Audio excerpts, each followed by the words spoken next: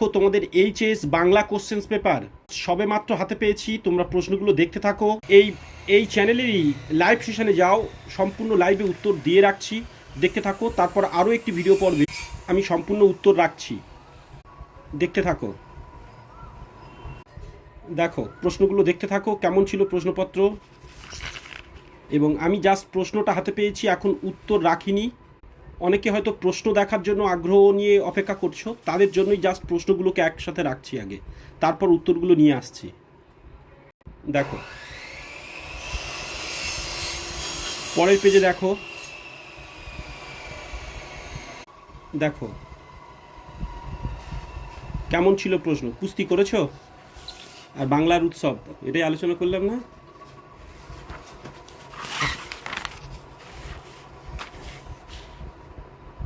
দেখো